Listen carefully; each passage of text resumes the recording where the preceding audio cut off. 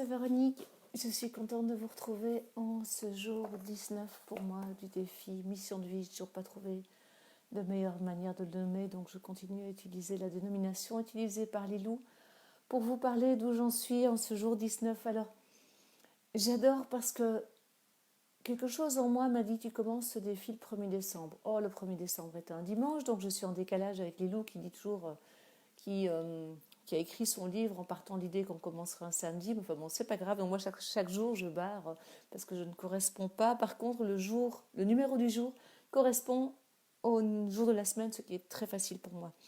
Bref, ces derniers jours, j'ai vraiment adoré parce que là, on arrive vraiment de plein pied dans l'hiver. L'hiver, c'est la saison où ben, tout travaille dans le sol en profondeur et c'est vraiment une saison de repli. Moi, j'ai horreur de la période des fêtes.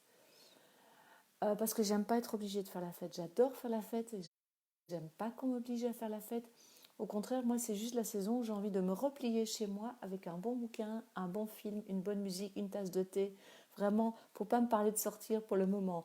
Et ce qui est formidable, c'est que le défi, eh bien, dans toutes ces premières quinzaines, nous a invités à faire le bilan, à vraiment introspecter. Il y a notamment eu, je pense que c'est le jour 14, si ma mémoire est bonne, ouais, jour 14, je me suis bien amusée. C'était la joie. Qu'est-ce qui me met en joie? Donc déjà, ça c'était un moment vraiment savoureux parce que moi j'ai l'habitude de me réjouir de la moindre petite chose. Donc ça a été un exercice vraiment très facile pour moi. Mais c'est comme les exercices de gratitude, ça a fait gonfler mon cœur. Et puis 2-3 jours plus tard, le jour 17, il était question des regrets. Alors là, je me suis dit, ok, où est-ce que j'en suis dans ma vie? Je suis a priori au-delà de la moitié. Je me suis dit, quoique, je ne vais pas fixer une échéance, on ne sait jamais. Et je me suis dit, j'en suis où avec les regrets? Et j'ai vraiment pu me rendre compte avec beaucoup de sérénité que finalement, j'en avais encore très peu. Et ça m'a permis de dire, ok, ben voilà, avec tout le chemin que tu as parcouru, il y a finalement peu de regrets. Qu'est-ce qu'il reste? Et quelle action vas-tu mener? Comment vas-tu mettre de la conscience là-dessus? Qu'est-ce que tu vas faire changer dans ta vie pour qu'il n'y ait plus ce regret, pour que cet événement ou cette relation ne pèse plus. Donc voilà, je suis partie de ça pour me dire, ok, sur quoi est-ce que j'ai encore des regrets et comment est-ce que je peux faire en sorte que ça ne me pèse plus. Voilà, et ce que j'ai fait, c'est dans ce que j'ai écrit, c'est que, eh bien voilà, je m'en remets à papa, puisqu'il a eu la bonne ou mauvaise idée de nous quitter à la mi-février, ça fait déjà longtemps.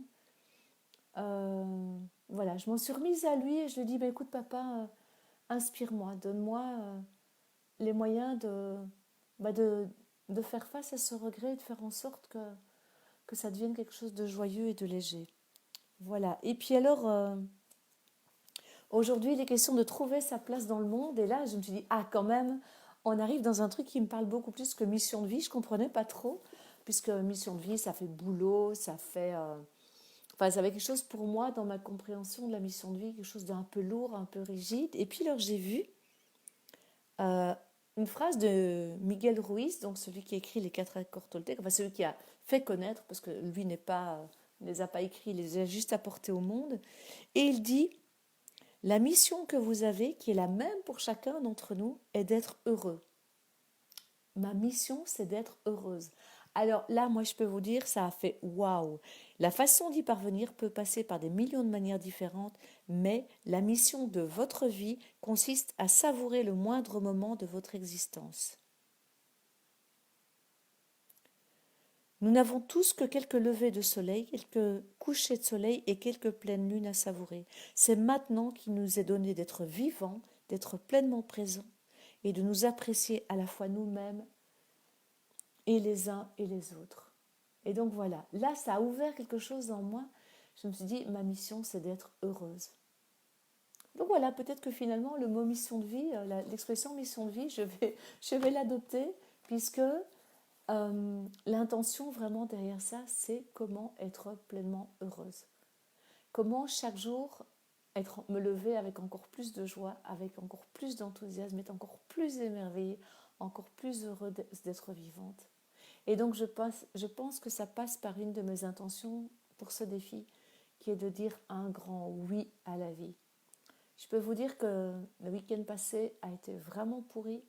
Mon dimanche a été bien, bien pourri. J'ai eu un gros, gros, gros problème familial qui est allé bien me chercher vraiment, qui est allé me toucher vraiment, vraiment profondément. Ça a été un moment très douloureux.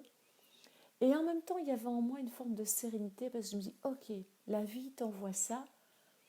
Dis oui à ce qu'elle t'envoie et accueille ce qui se passe. Bien sûr, tu as le droit d'être en colère, bien sûr, tu as le droit de te sentir triste, fâchée, furieuse. Qu'est-ce que ça vient dire? Qu'est-ce que ça vient montrer? Sur quoi as-tu le pouvoir d'agir pour que ça change? Voilà, donc vraiment, mission, être joyeuse et dire oui.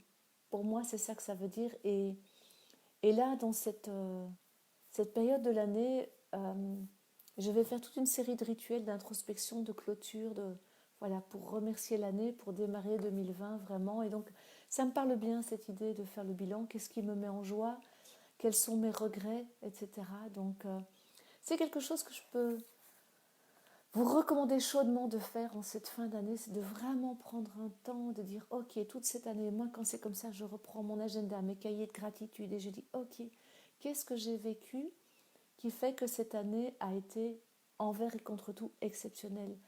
Quand même pour moi cette année était lourde, j'ai vendu une maison, ce qui veut dire que j'ai fermé complètement un volet de ma vie, j'ai enterré papa et en même temps j'ai déménagé, j'ai trouvé une maison qui me convient super bien. Donc voilà, la balance de 2019, même si il y a eu des moments difficiles, des moments très douloureux, elle est juste extraordinaire. Donc prenez ce temps d'introspecter, d'entrer en vous, évitez de trop vous laisser happer par la course au cadeau, la course à la fête, et vraiment prenez ce temps de dire ok, je rentre en moi, qu'est-ce que 2019 m'a enseigné et qu'est-ce que je vais nourrir à l'intérieur de moi pour vivre une année 2020 juste waouh, extraordinaire. Voilà, je vous embrasse, à très bientôt, prenez vraiment bien soin de vous.